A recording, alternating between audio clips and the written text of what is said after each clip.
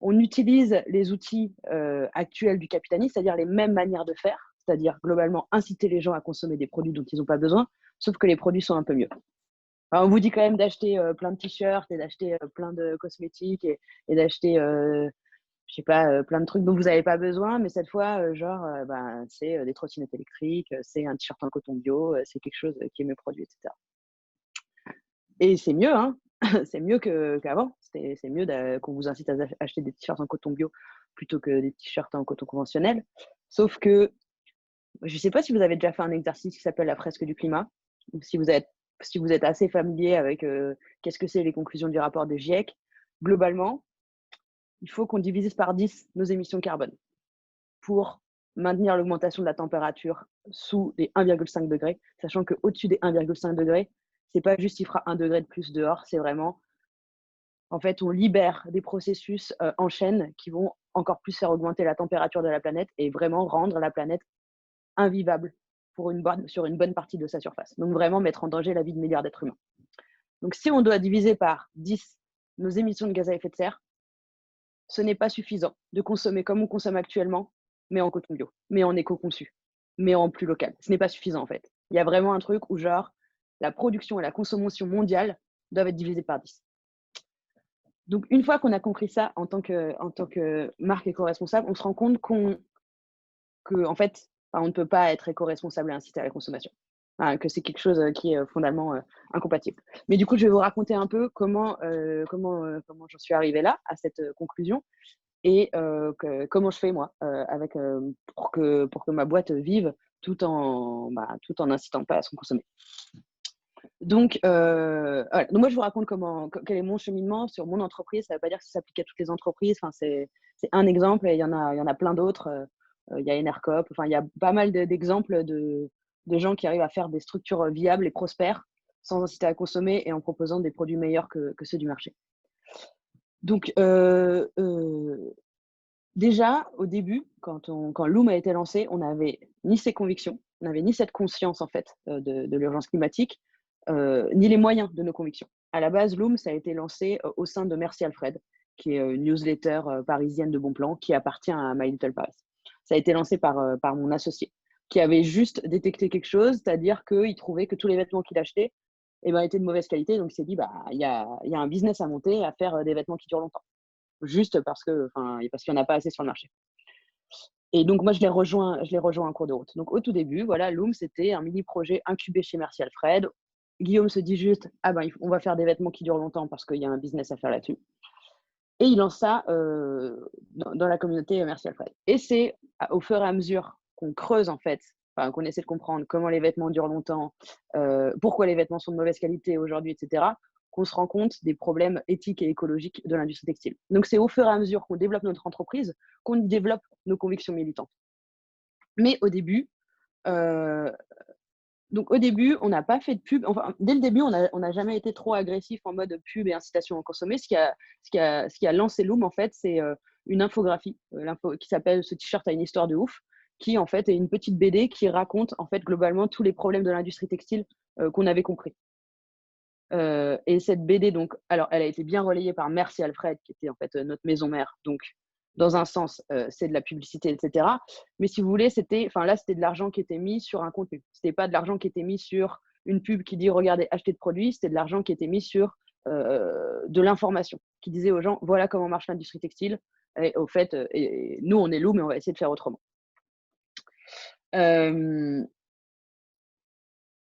Ça, c'était avant. Et un jour, avec Guillaume, on a racheté Loom.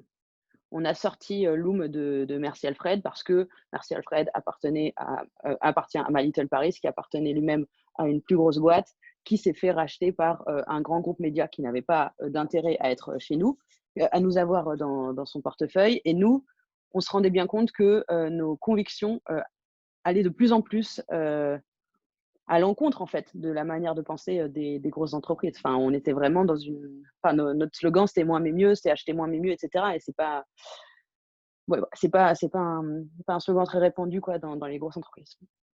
Donc en 2018 avec Guillaume on rachète Loom. Et c'est à partir de ce moment-là en fait qu'on a eu les moyens de nos convictions.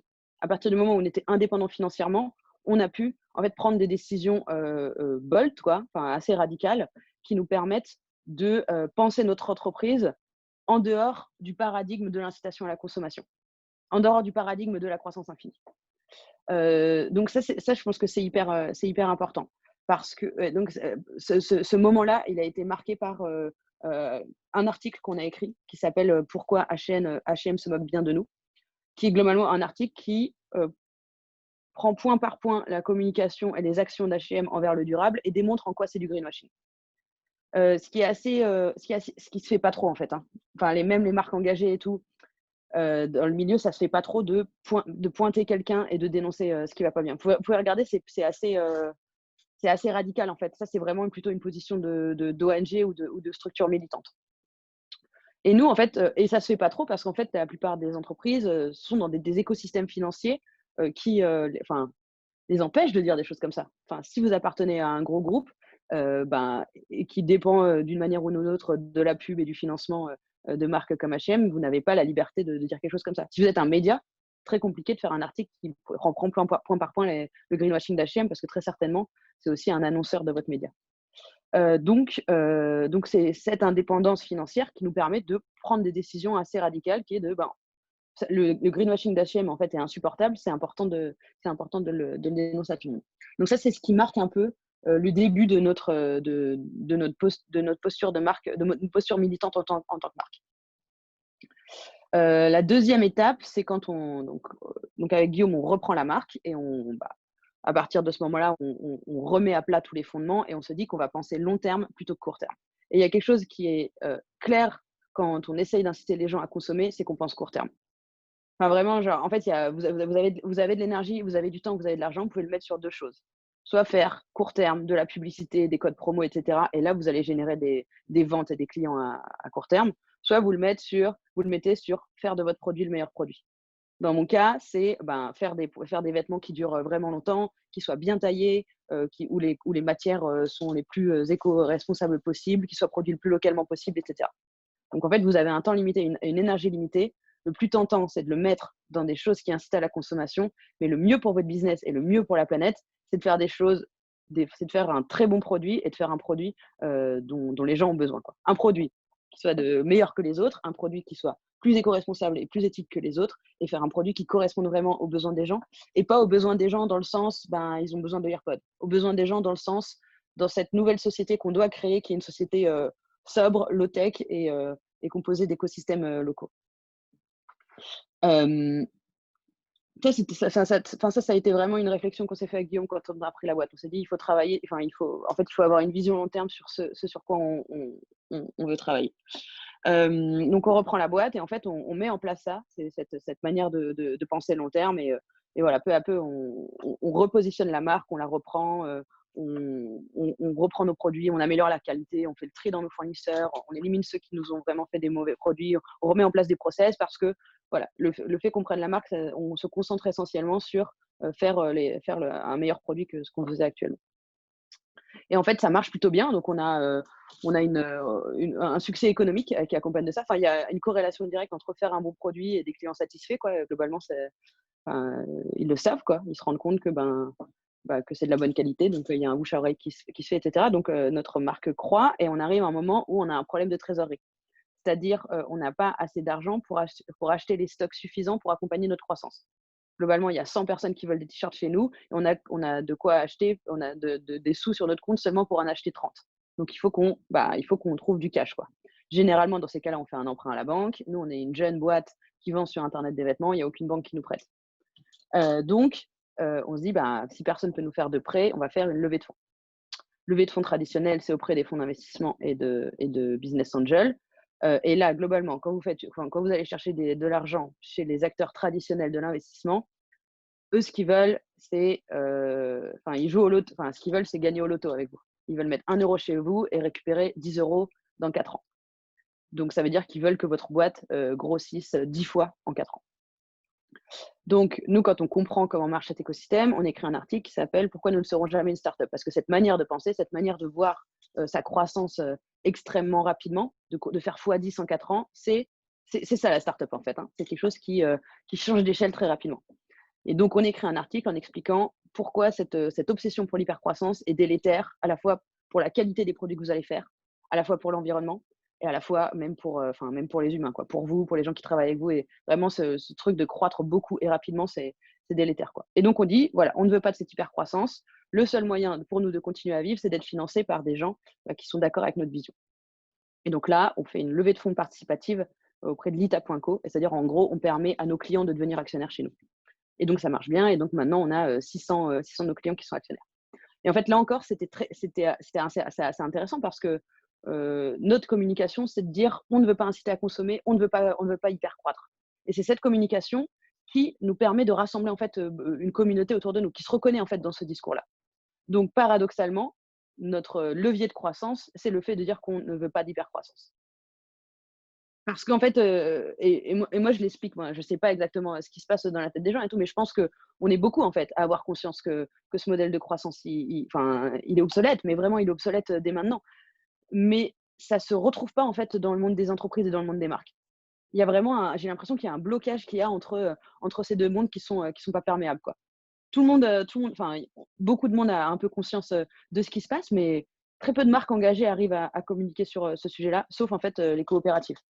Et c'est pas surprenant parce que les coopératives, en fait, elles sont indépendantes financièrement. Enfin, elles n'ont pas d'objectif, elles n'ont pas d'intérêt à croître en permanence. Vous pouvez le regarder avec Biocoop, Enercoop, Mobicoop, toutes ces Ardelaine, toutes ces autres coopératives-là, vous verrez qu'elles ont une manière de penser leur pérennité décorrélée en fait de l'incitation à la consommation. Hem Et vraiment, si on n'a pas une indépendance financière, si on a,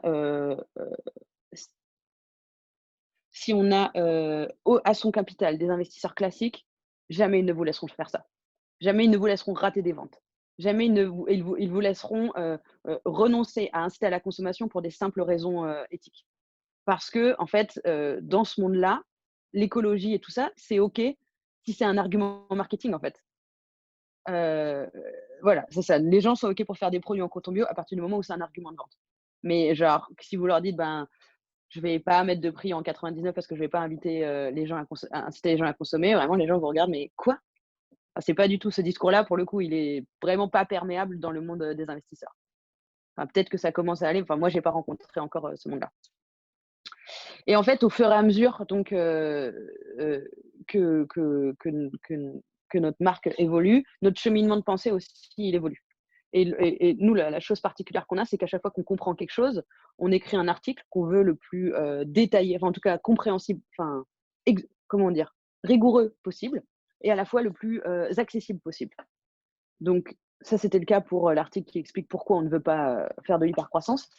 Et la deuxième étape qui est intéressante pour le sujet de ce séminaire, c'est, ah oui, c'est depuis qu'on a racheté avec Guillaume, on ne fait pas de publicité. On fait pas de publicité, c'est pas tellement on en faisait avant, hein, quand la boîte appartenait à Merci Alfred, on faisait avant. Je me rappelle que je programmais des publicités sur Facebook pour dire: «Regardez ce chino, il est super, achetez-le».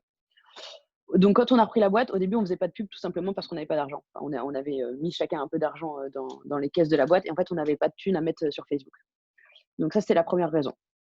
Et puis, la deuxième chose qui fait qu'on ne faisait pas de publicité, c'est comme je vous disais tout à l'heure, en fait, c'est court terme la publicité pour nous. C'est-à-dire, tu vas mettre de l'énergie pour faire un design, tu vas le pusher sur Facebook, tu vas préparer tes audiences, et cetera, et peut-être que ponctuellement, tu vas gagner des ventes. Mais en fait, tout ce temps-là, imagine si tu l'avais passé à, améliorer ton produit. Alors, ou à faire, ou à mieux penser où est-ce que tu vas où doit aller ton entreprise, ou à réduire l'impact environnemental, de ton produit, ou à vraiment, je sais pas, comprendre tes consommateurs et designer quelque chose qui leur correspond.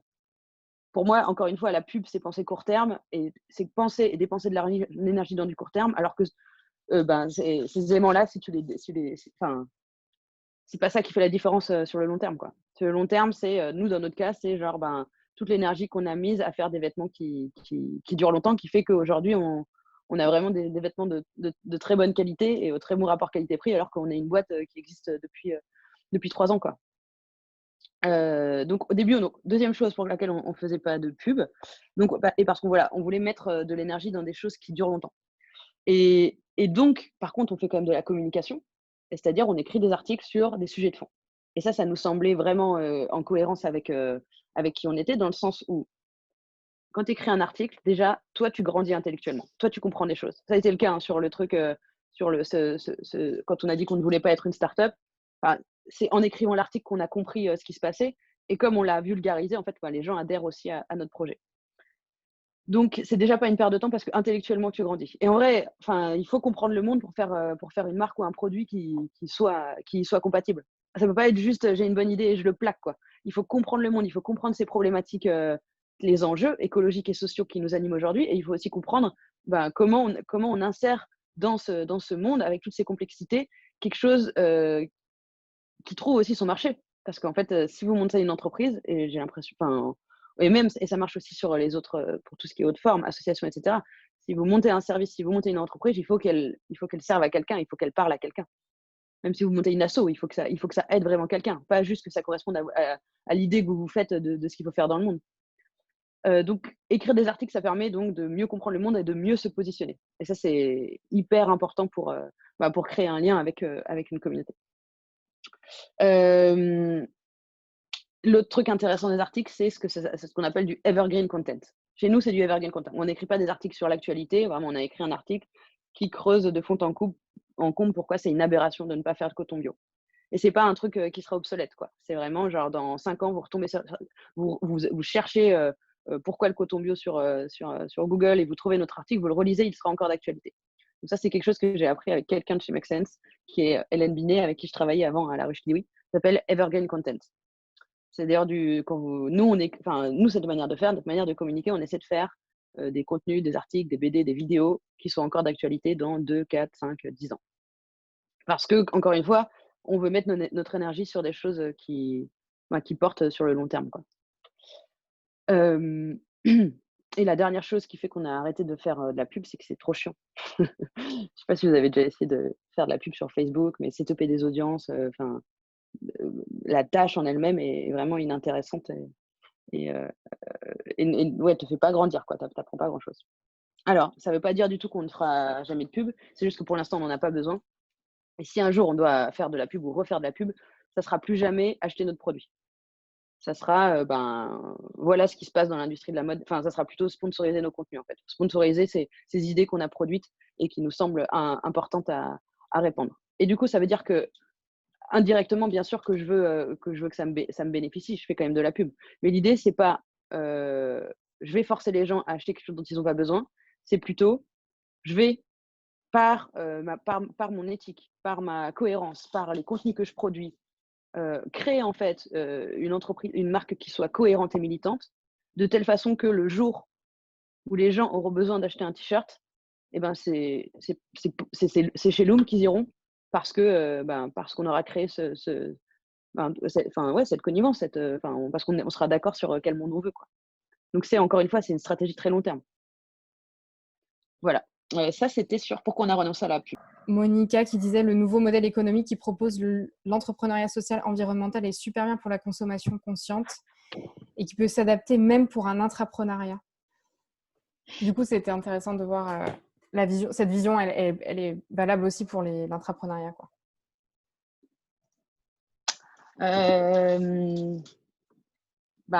Pour moi, ce qui se pose comme problème dans l'intrapreneuriat,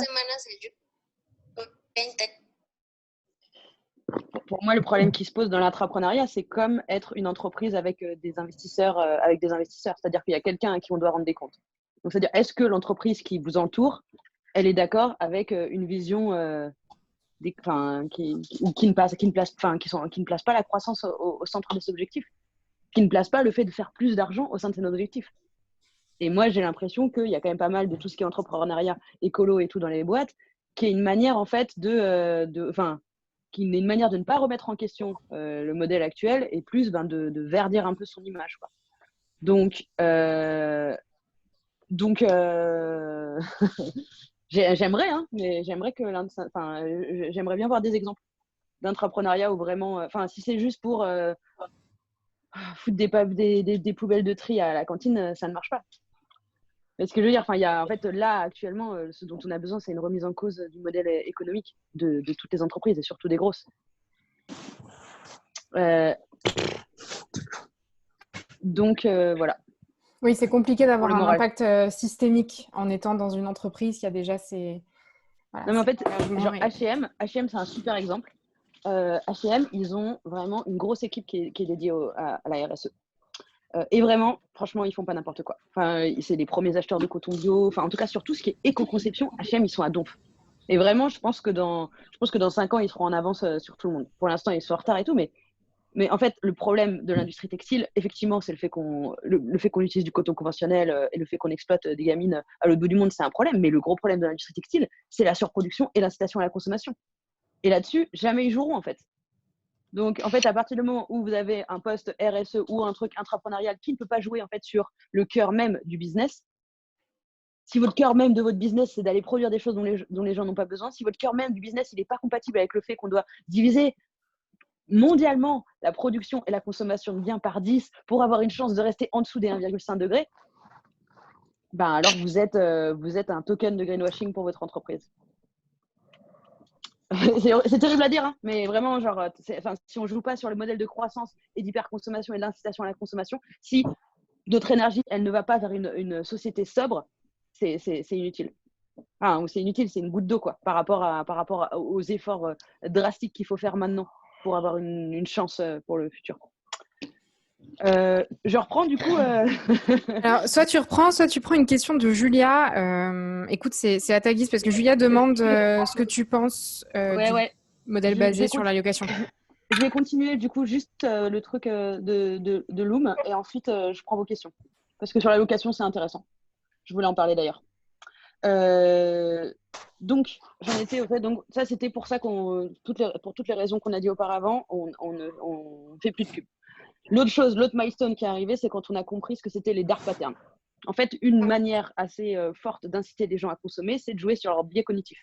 Vous le connaissez tous, c'est Booking.com qui vous dit plus que 3 places disponibles, c'est H&M qui fait ses prix en 0,99, c'est les préventes, c'est les éditions LBT, c'est le retargeting sur Facebook, etc. Donc là encore, vous pouvez lire l'article qui correspond sur notre blog. Ça s'appelle des dark patterns en fait. C'est des manières de jouer, en fait, c'est de la manipulation psychologique pour inciter les gens à acheter des choses dont ils n'ont pas besoin. Et ça, tout le monde l'utilise. En fait, c'est tellement ancré comme pratique commerciale que la plupart des boîtes utilisent des dark patterns. Donc nous, une fois qu'on a compris ce que c'était, encore une fois, on y a renoncé. Et on a pu y renoncer. En fait, on a pu y renoncer parce qu'on a expliqué à nos clients à quel point c'était fucked up, toutes ces stratégies-là. Et encore une fois, sur le long terme, je pense que ça sert notre marque parce que c'est encore une fois une preuve d'honnêteté et une preuve d'être capable de renoncer à des ventes pour suivre un modèle de conviction. Ça, c'était sur les. Donc, depuis qu'on a fait cet article, on fait évidemment pas de promo. On a enlevé les trucs de plus que X en stock. On fait pas de retargeting sur Facebook. On fait pas de prix en 99. Il n'y a pas de pop-up pour s'inscrire à la newsletter. Et on fait aussi plus de pré-vente. Il y a quelqu'un qui a encore son micro allumé. Il faudrait. Est-ce que je pense que. Attendez. Ah, je peux fermer les micros des gens. Bim! Ah non, je peux pas. Hop, okay. Je vais essayer de le faire. Ah, j'ai cru. J'avais fermé le micro de Guy. Ça, c'était sur les dark patterns. Et là, la dernière étape, l'avant-dernière étape de notre engagement, c'est quand on a. Là, on commence à dire qu'il vaut mieux. Enfin, en fait, on a pris conscience de ce que c'était l'effet rebond.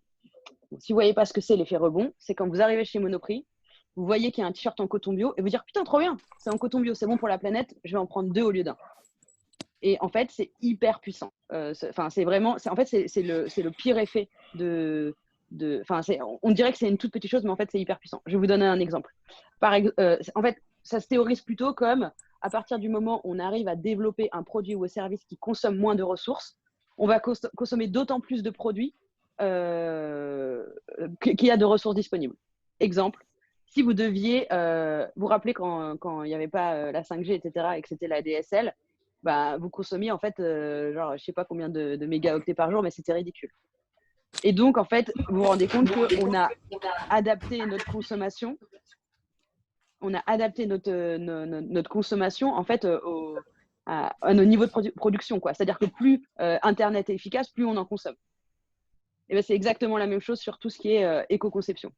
Plus on rend plus on rend accessible en fait les produits éco-conçus, plus on va en consommer.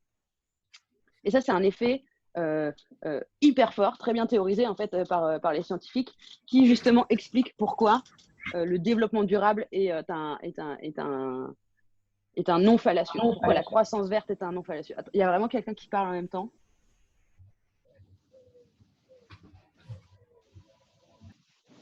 Hop. Ouais. Hop. Ok. Voilà. Donc à partir du moment où on a compris l'effet rebond, là on commence à enlever un peu partout donc déjà on dit sur nos réseaux sociaux, en fait à choisir, il vaut mieux acheter pour l'environnement, il vaut mieux acheter un t-shirt H&M que de Loom.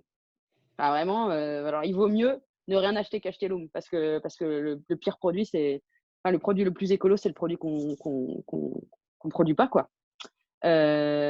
Et du coup, en fait, globalement, ouais, il faut plus consommer. Si on peut, il faut arrêter de consommer.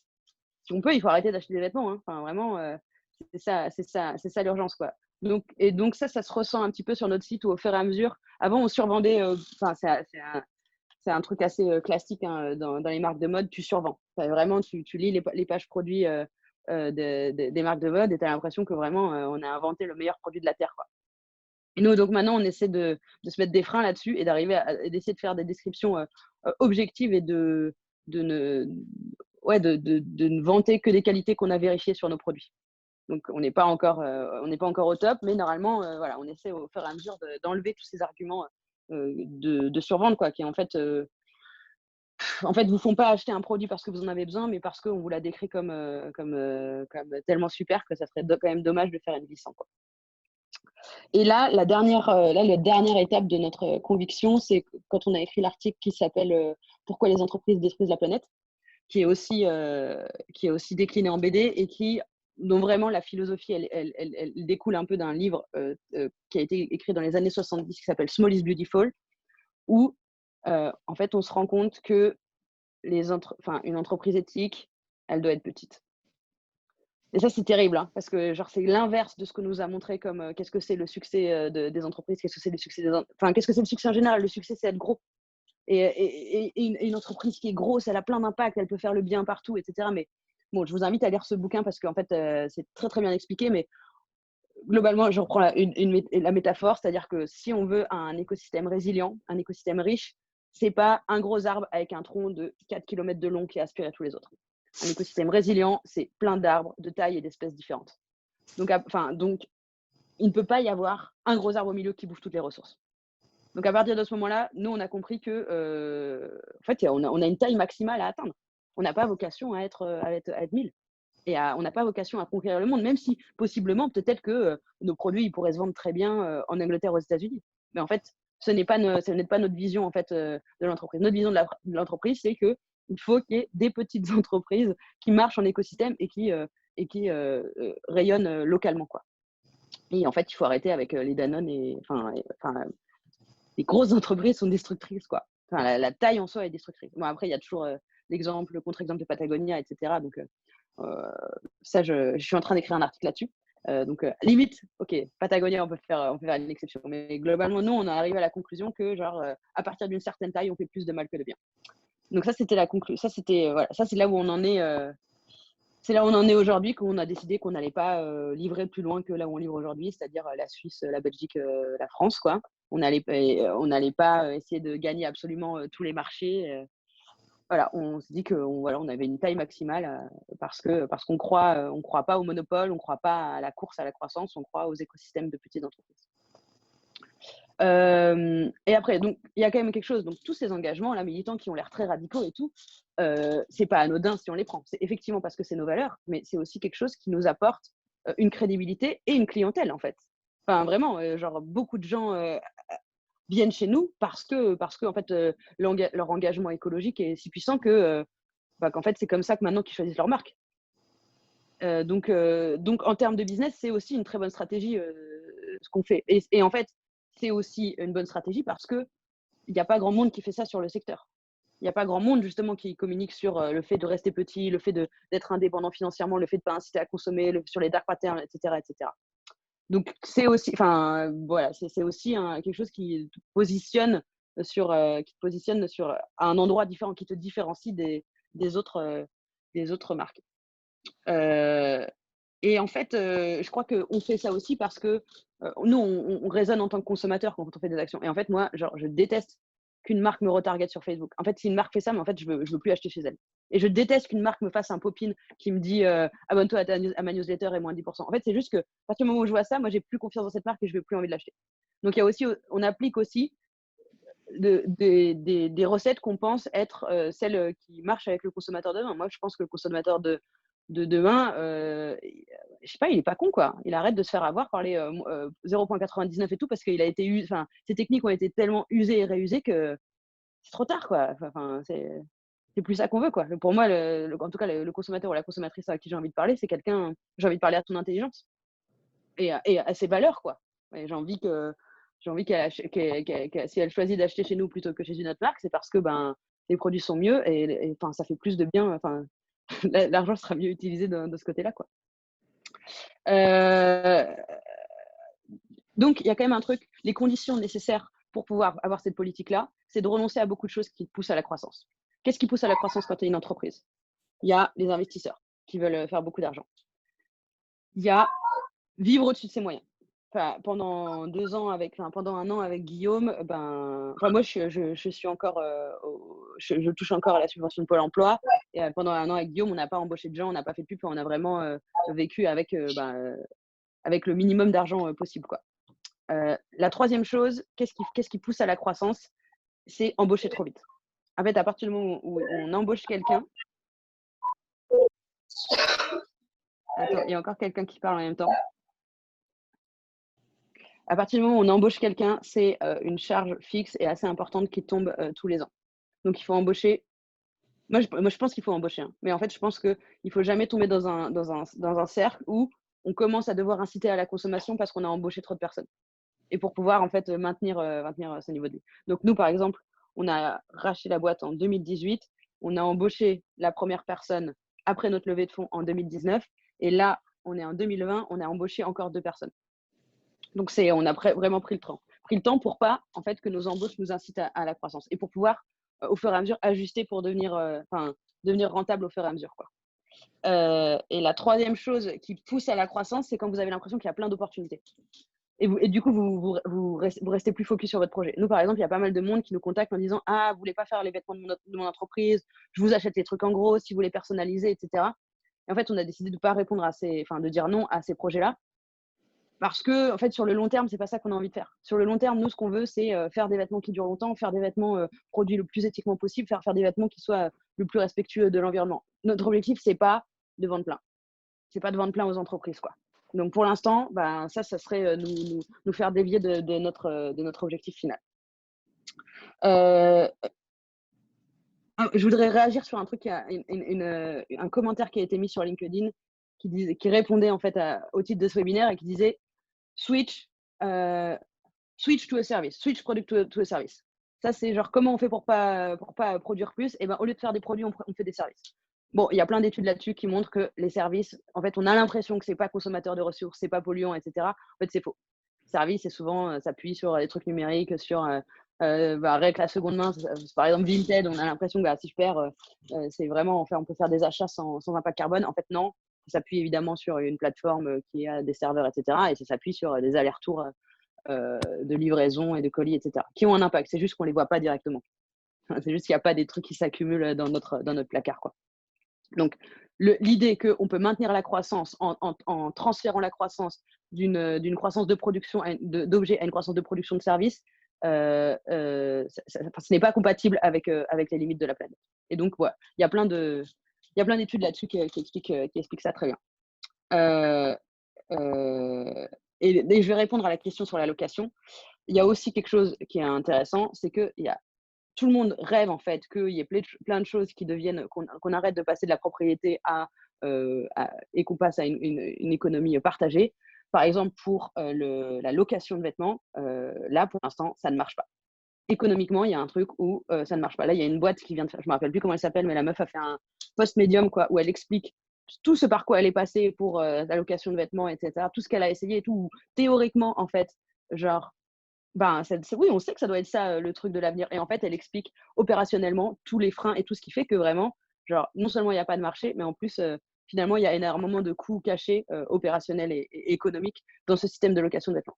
Donc, je me rappelle plus comment ça s'appelle, mais je crois que c'était une meuf dont la boîte était incubée à The Family. Et son article est super intéressant. Donc, je sais plus qui me posait cette question-là sur la location, mais du coup, tu peux aller lire son article, c'est hyper bien. Donc voilà, switch to a service, c'est un espèce de solution miracle où on a l'impression que tout va bien marcher.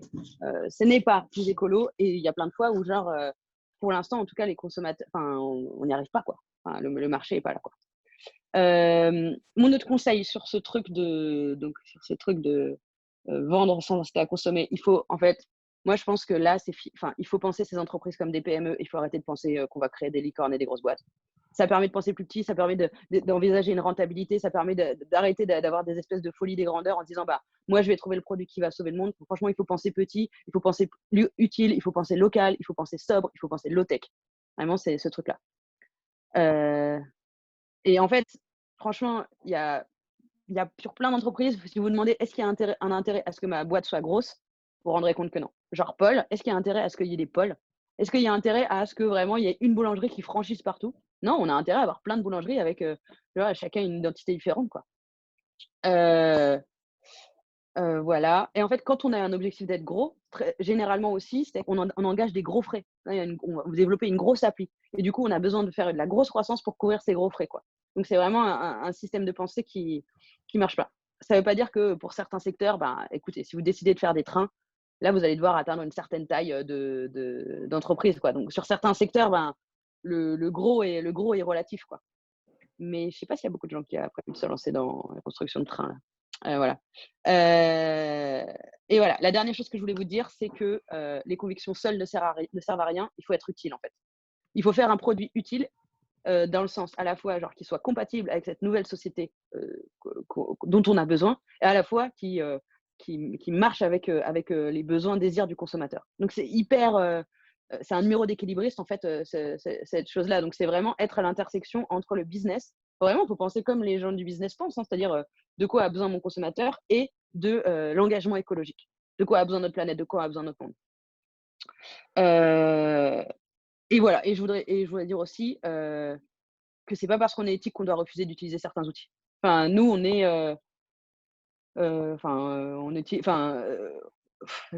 sais pas, on est sur Insta, genre on optimise aussi nos pages de notre site internet pour qu'elles chargent bien. On analyse aussi les flux, etc. Enfin, en fait, la plupart des outils sont neutres. C'est juste que la grande majorité, dans la grande majorité des cas, ils sont utilisés par le système des entreprises actuelles. Donc, globalement, ils utilisent les outils pour pousser à la consommation. Mais globalement, si vous voulez faire de la pub ou des shootings qui permettent d'éveiller les consciences sur tel sujet, trop bien. Voilà, bon, je ne sais pas si c'était très clair. Voilà. Après, tout le marketing comme la pub ne sont que des outils. Vous pouvez choisir d'en faire quelque chose de bien. Et donc, on prend toujours l'exemple de Patagonia. Je ne sais pas si vous avez entendu parler de ça, mais qui, dans les années 90, achète plein d'affiches dans le métro ou je ne sais pas sur quel square. Et ils mettent en gros une veste Patagonia usée qui dit Don't buy this jacket. Et globalement, ils font de la pub pour dire n'achetez pas cette veste, réparez-la. Quoi. Meilleur coup de com'. Tout le monde en parle depuis 20 ans, on n'a pas trouvé mieux depuis. Voilà. C'était sur mon expérience. Et du coup, là, je réponds aux questions, c'est ça? Ouais. On peut poser des questions. Alors, n'hésitez pas à les poser dans le chat et puis voilà, Julia va les prendre au fur et à mesure. Ça arrive tout le temps. Donnez-le-nous, ce nouveau modèle économique magique. Franchement, moi, si je devais remonter une autre boîte, là, je montrais un réparateur de vélo. Tu vois, genre, j'ai réfléchi à des trucs comme ça où je montrais une agence de voyage sans avion. Enfin, je réfléchirais à des trucs qui soient compatibles. Qu'est-ce qu'on a comme boîte aujourd'hui qui nous permet de diviser par 10 notre consommation et notre production de gaz à effet de serre? Franchement, un réparateur de vélo, il y en a besoin partout. Il y en a besoin à tous les coins de rue. Il y a besoin que ça soit des petites unités comme ça. Enfin, voilà. On peut poser des questions, vous pouvez les poser dans le chat. Que pensez-vous d'un modèle basé sur la location de vêtements, un modèle de plus en plus mis en avant par des marques? Alors, il faut savoir que les marques qui font leur propre plateforme de location de vêtements, de trucs comme ça et tout, c'est souvent pour l'image. Il y a beaucoup de choses comme ça chez les grosses marques. grosses marques qui vont faire une petite capsule pour dire regardez à quel point on est engagé pour avoir des journalistes qui parlent d'eux. Et en fait, ils s'en foutent que cette capsule-là, que ce spin-off-là de leur entreprise ne soit pas viable parce que ça a juste une fonction de représentation. Donc, moi, pour l'instant, je crois que le modèle de location de vêtements, il est extrêmement compliqué. J'aime beaucoup la philosophie que tu portes et merci pour ton engagement. Merci à toi, Tawab. Je ne perçois pas les conséquences business de votre activité. Les conséquences business de mon activité, je ne comprends pas la question. Donc, si tu veux reposer après, serait-il possible de couper le micro? Merci de couper le micro. Et si les gens achètent plus d'éco-conçus, ils achètent toujours autant du reste? Je ne comprends pas non plus la question, pardon. Je passe à la suivante. Vos expertises internes rédactionnelles vous ont-elles été utiles? Est-ce indispensable ou est-ce que cela peut être externalisé? Dans notre cas, c'est la clé la clé de notre succès, c'est notre capacité à communiquer. Parce qu'on a axé notre développement comme ça. Ça ne veut pas dire que toutes les marques doivent faire la même chose. Mais nous, on a décidé que la manière dont on allait se faire connaître, c'était d'écrire des articles. Et on sait faire ça, parce que Guillaume a créé Merci Alfred, et moi, je me suis un peu appris toute seule, mais ça a toujours été quelque chose qui m'intéressait, d'écrire, de vulgariser, de comprendre des choses, etc. Donc, dans notre cas, c'est clé. Ça fait partie de notre, dans le milieu des entreprises, on l'appelle unfair advantage. Cette chose que nous, on a et que les autres ont probablement pas. Alors, est-ce que ça peut être externalisé? Franchement, je pense que oui, parce que je pense que même il doit y en avoir il y a des gens qui ont une très belle plume. Enfin, il y a des gens qui écrivent très bien et qui sont capables de creuser un sujet et d'en faire quelque chose d'hyper intelligent. Après, il faut être capable de mettre de l'argent là-dessus parce qu'en fait, nous, écrire un article, c'est des centaines d'heures. Donc, des centaines d'heures, si vous prenez un free, ça a un vrai prix, quoi.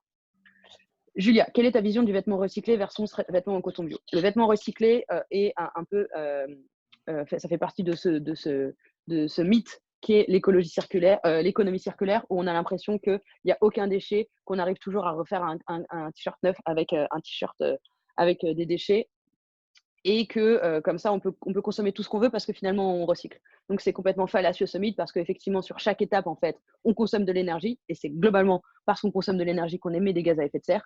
Et ensuite, le vêtement recyclé, on se rend compte. Là, il y a Flore Berlingen, l'ancienne directrice de Zero Waste France, qui vient d'écrire un livre qui s'appelle Recyclage, ce grand enfumage. C'est-à-dire que le recyclage, c'est extrêmement compliqué, c'est extrêmement coûteux. Il y a de la déperdition de matière dans le process. Ça dégrade la qualité des produits et en particulier dans le textile. Enfin, un t-shirt en coton recyclé, tu es obligé de remettre de la matière vierge parce que c'est tellement de la merde que sinon ça tient pas. Donc pour moi, c'est quelque chose de fallacieux. C'est quelque chose pour justement, ça fait partie de toute une stratégie en fait de l'industrie pour pas pour pas dire aux gens de consommer moins. On leur dit non, ne vous inquiétez pas, vous pouvez continuer à consommer autant, vous pouvez continuer à consommer du jetable parce qu'en fait on recycle. Donc à côté de ça, c'est nécessaire de recycler. C'est nécessaire de développer les filières, etc. Mais on place beaucoup d'espoir dans cet axe-là. Et alors, j'avais lu une étude qui disait que si on recyclait 40% des vêtements, ce qui est énorme, enfin vraiment, on doit être à 5%, ça ferait baisser les émissions de gaz à effet de serre du textile seulement de 5%. Donc, c'est nécessaire, il faut qu'on y aille, mais c'est loin d'être suffisant. Et souvent, c'est utilisé comme un truc comme ça. Disons qu'on ne vise pas forcément une croissance du chiffre d'affaires, mais un chiffre d'affaires stable. N'empêche qu'il faudra qu'on ait toujours des consommateurs qui achètent nos produits pour qu'on puisse au moins couvrir les frais fixes. Du coup, on va plutôt compter sur des clients qui reviennent acheter d'autres produits de notre entreprise. On va élargir notre base client pour en avoir qui achètent moins. Il faut quand même que nos clients consomment. En fait, là, c'est à toi de trouver un modèle économique où tu n'incites pas les gens à consommer. Bien sûr qu'il faut quand même que les gens achètent. Enfin, tu es une entreprise, donc il faut quand même… moi, les gens achètent chez moi.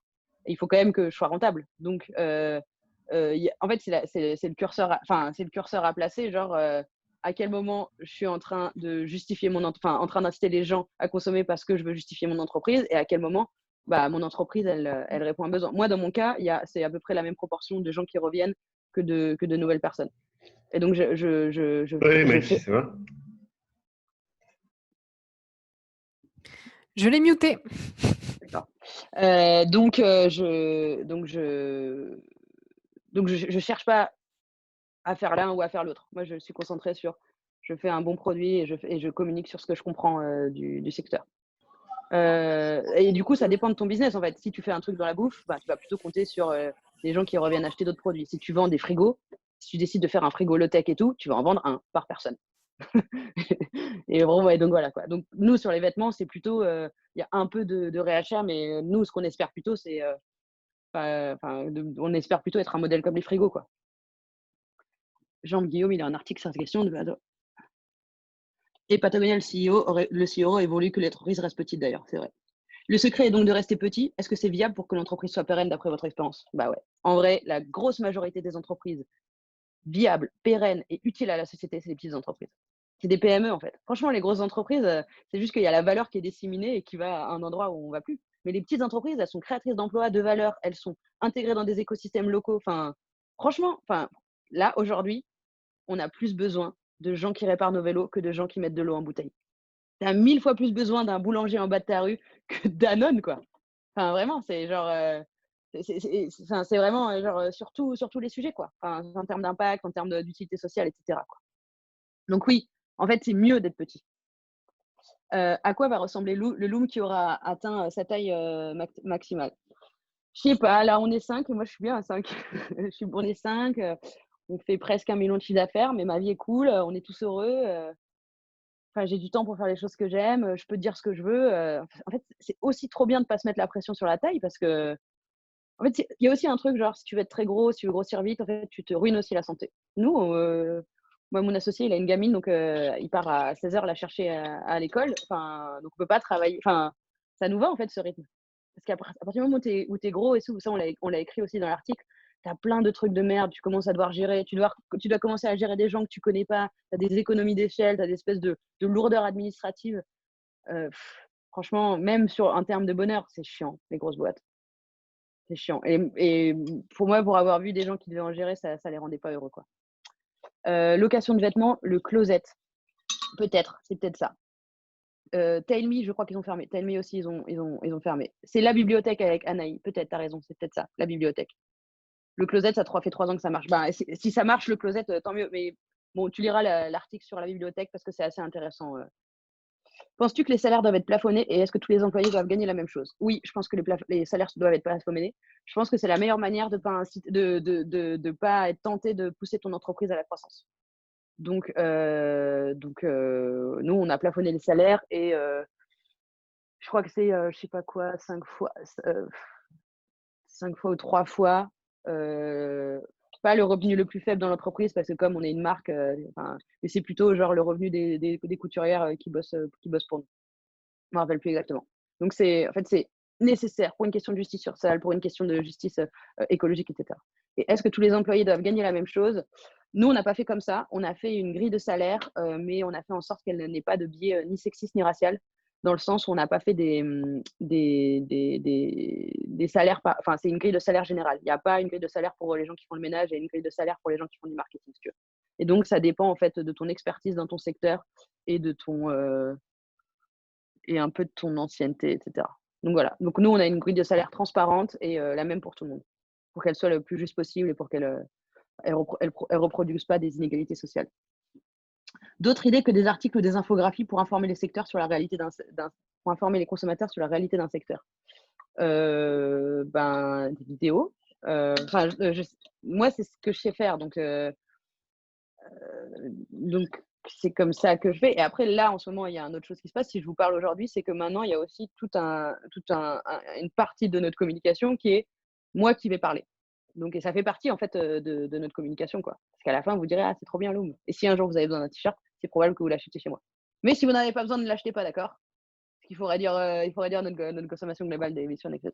Donc, tu peux aussi avoir, ça en ce moment, moi je me rends compte que c'est ça qui marche avec les médias.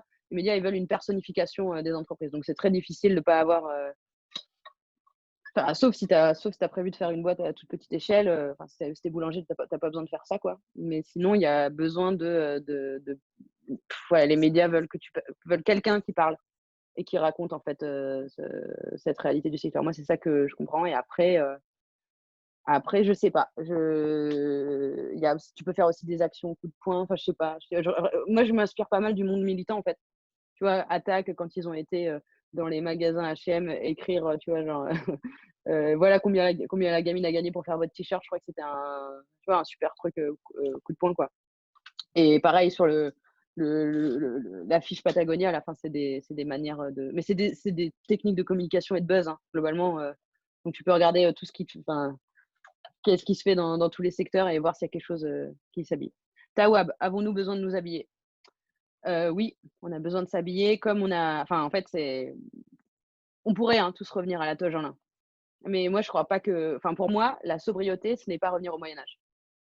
Et je trouve qu'il y a quelque chose dans la manière dont on s'habille qui nous dit quelque chose sur notre appartenance culturelle, qui nous permet de nous retrouver entre eux. Enfin, c'est pas anodin en fait de s'habiller. Comme on mange pas de la viande crue et du blé à même le sol, quoi. On cuisine, on fait évoluer des choses et il y a énormément de trucs super chouettes.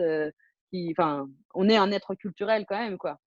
Donc ouais, je pense que c'est important de s'habiller, c'est important de pas tous s'habiller pareil, etc. Et que en fait, c'est compatible. En fait, un monde sobre, c'est pas un monde triste. C'est ça qu'il faut avoir en tête, quoi.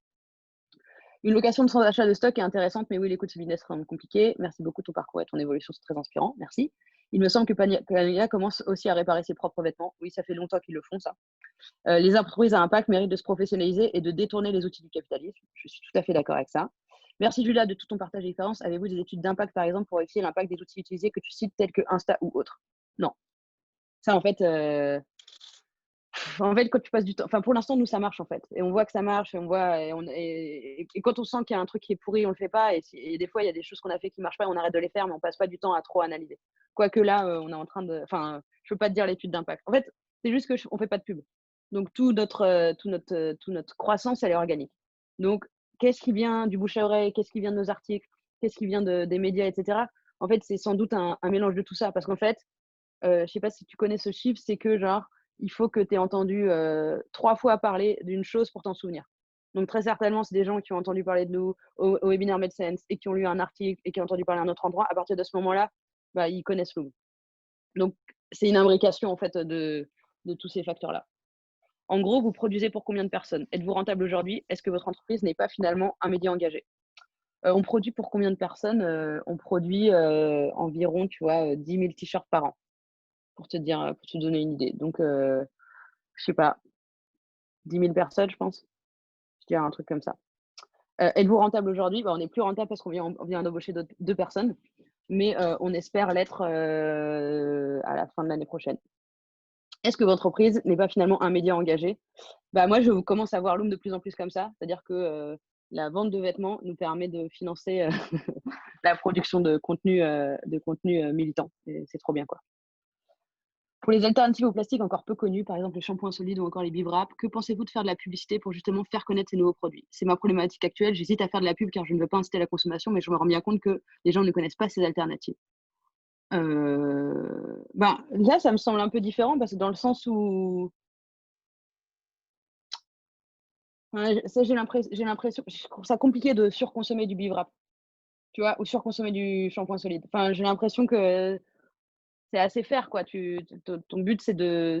Enfin, pour le coup, ça, je trouve que ce modèle-là, il remplace vraiment un usage existant, quoi. Enfin, vraiment, je trouve ça. J'ai hâte de voir des entreprises qui vont nous faire surconsommer du bivrap. Enfin, là, je sens que tu es à peu près protégé dans ton secteur. Donc, tu peux aller faire de la pub. Et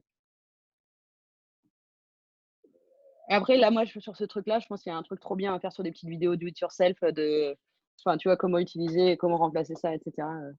Voilà. Est-ce que vous pensez que pour un produit qui n'existe pas sur le marché, il faut tout de même rester petit? N'est-ce pas anti-business cette volonté de rester petit? Bah, donne-moi un exemple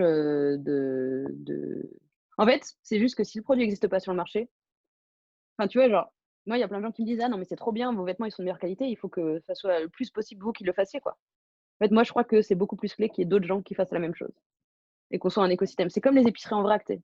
À Nantes, au début, il y avait une épicerie en vrac et il y en a 2 autres qui ont ouvert. C'est beaucoup plus sain, en fait, que ça soit des personnes différentes qui montent chacune leur boîte plutôt qu'il y a une espèce de franchise qui prenne tout le marché. Donc, ouais, moi, je pense qu'il faut rester petit. Il faut être rentable, il faut être prospère, mais en fait, c'est bien d'être petit. Enfin, pas au point de pas manger, hein. Enfin, être petit, ça veut pas dire ne pas être rentable, quoi. Mais il faut savoir qu'est-ce que c'est ta taille maximum. Quand tout le monde aura acheté un t-shirt Loom, que ferez-vous? Ben, tu vois, tu peux calculer. Imagine, les gens, ils ont besoin d'un t-shirt par an. Une personne, enfin, ils achètent un t-shirt tous les 10 ans. moi, j'ai besoin de vendre 20 000 t-shirts par an pour vivre. Donc, tu fais 60 millions. Enfin, tu vois, j'ai vraiment le temps avant que ça achète, que mon marché, avant que tout le monde ait acheté un t-shirt Loom. Voilà. Et du coup, globalement, tu vois, j'ai pas besoin que tout le monde achète un t-shirt Loom. Je peux rester petit et voilà, en fait, franchement, c'est comme les frigos, quoi. Qu'est-ce qu'on fait une fois que tout le monde a acheté un frigo? Tu vois, on fait des frigos qui se pètent. Enfin, franchement, il y a 30 ans, on faisait des frigos et on arrivait à avoir des tailles d'entreprise qui pouvaient être prospères en vendant un frigo par personne tous les 30 ans. Et ça marchait très bien. Et en fait, c'est la même chose pour tous les secteurs, quoi. Enfin, cette idée qu'il y a besoin d'inciter à la consommation, qu'il y a besoin de faire racheter, il y a besoin de faire des produits de merde que les gens vont devoir racheter régulièrement pour que l'entreprise soit rentable, c'est fallacieux et ça existe depuis pas si longtemps que ça, hein.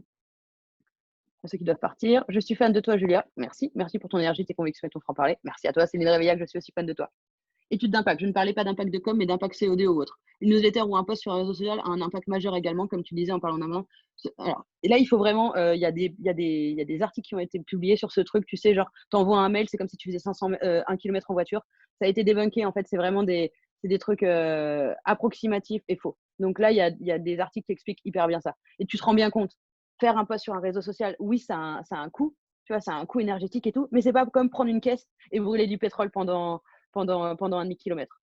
Donc, nous, on ne fait pas d'études d'impact, si tu veux, mais genre, on se renseigne beaucoup sur ces questions d'ordre de grandeur.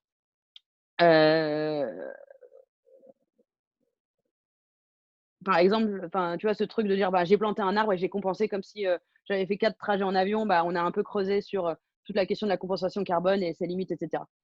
Donc, n'attends pas que les gens En fait, la vraie clé, c'est d'avoir toi-même la connaissance et de comprendre vraiment comment marche le monde. Et les études d'impact qui disent, ça, c'est comme faire 100 km en voiture à cloche-pied.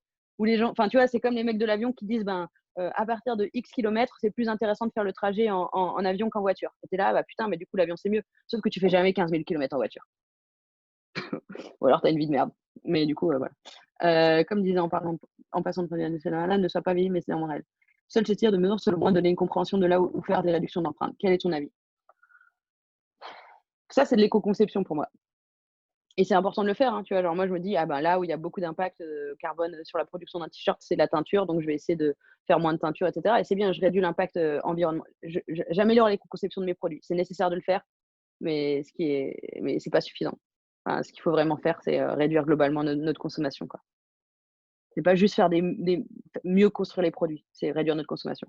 Merci beaucoup, Julia, hyper inspirant. Toute cette philosophie me fait beaucoup penser au bouquin de Patagonia, la PMP Go Surfing. Longue vie à l'eau. Merci. C'était bien sûr ton énergie tout à l'heure. Merci beaucoup, c'est très inspirant. En moyenne, vous faites combien de contenu par mois? On fait un contenu tous les 2 ou 3 mois. Parce que c'est beaucoup trop de travail.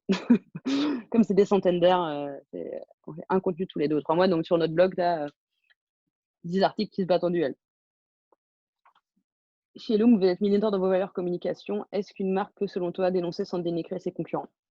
Déjà, en fait, moi, j'ai pas de concurrents. Enfin, puisque je pense pas, je crois pas à un modèle monopolistique, à une course à la croissance et tout. Je pense qu'il y a plein de gens qui peuvent faire la même chose que nous et j'en serais ravie. Enfin, moi, je crois aux entreprises qui sont intégrées localement et qui atteignent une taille maximale. Donc, j'ai pas de concurrents. Est-ce que je dénigre H&M? C'est pas de dénigrer, en fait. C'est genre, j'aide. Enfin, pour moi, c'est pas mal ce que je fais, hein. Et je les aime bien, les gens. Enfin, j'ai rencontré les gens d'H&M et je me suis confrontée à eux. Individuellement, je trouve que c'est des personnes bien. Je trouve que le modèle d'H&M, il est destructeur pour la planète. Donc, c'est pas dénigré pour moi. Et c'est même pas dénoncer. En fait, c'est genre donner aux gens les outils pour qu'on puisse tous, tous aller dans la bonne direction, quoi. Pour qu'on puisse tous arrêter de se faire endormir par le greenwashing généralisé qui existe autour de nous, qui nous fait croire à une croissance verte, à une croissance compatible avec les limites de ce monde. Donc, il s'agit pas de dénigrer les concurrents. Et surtout, tu vois, il y a plein de marques plus petites que je trouve qui font du greenwashing comme des porcs. Je vais pas aller les attaquer parce que c'est des petits trucs, quoi. Je trouve que H&M, ça leur fait... Bon, quoique, ils n'étaient pas contents hein, après l'article. Ils me l'ont dit, mais vraiment, c'est pas moi qui impacte leur chiffre d'affaires. Et ils ne se sont pas dit, ah putain, vraiment super, à cause de Loom, on a fermé 15 usines. Quoi. Déjà, ils n'ont pas d'usine. Donc oui, bien sûr, on peut avancer. Les t-shirts sont à quel prix? À 20 € ta web. Mais bientôt à 25 € quand on les passera en coton bio. Parce qu'on n'avait pas réussi jusque-là. Good. On va manger? Ouais, je pense que c'est l'heure. Si vous avez une mini dernière question, c'est vraiment le moment. Sinon, je pense qu'on peut vraiment remercier Julia pour son franc-parler. Je trouve que c'était exactement le bon mot. Et voilà. Et merci aussi de votre patience parce que franchement, j'ai été absolument nulle sur la partie technique aujourd'hui et je m'en excuse. Voilà. Mais je vous souhaite à tous une très bonne soirée. Et si vous voulez nous donner votre avis sur le webinar, c'est volontiers. C'est dans le lien que j'ai envoyé au-dessus. Voilà. Merci encore, Julia. Bah oui, bah merci à toi et arrête de te fouetter, c'est pas grave, hein, c'est plutôt la faute de Zoom. Oui, voilà. Ou du reste de l'équipe de Make Sense, tiens. Non, mais Bon, merci beaucoup. Bonne chance à tous dans vos projets. Perdez pas espoir. Enfin, en fait, il y a 1000 trucs à faire. C'est juste qu'il ne faut pas faire comme la génération de nos parents. Enfin, on doit inventer des nouveaux modèles. On doit penser des nouvelles manières on doit penser des nouvelles entreprises. On doit penser des nouvelles manières de concevoir la réussite aussi. C'est plus un truc d'être gros, etc. Et on doit ouvrir les yeux sur qu'est-ce que c'est la réalité de notre monde et qu'est-ce que c'est les limites de la planète. Et franchement, en vrai, c'est maintenant, hein, on a besoin de gens comme vous. Hein, parce que les autres, ils n'y arrivent pas. Et moi, je les rencontre, hein, tous les mecs du textile, tous les grosses boîtes qui veulent faire les transitions et tout, ils n'y arrivent pas. On a besoin de petites boîtes, de petits entrepreneurs qui fassent ça. Donc, j'ai confiance en vous. Allez, salut à tous. C'était le mot de la fin. Bonne soirée à tous et à Ciao. toutes.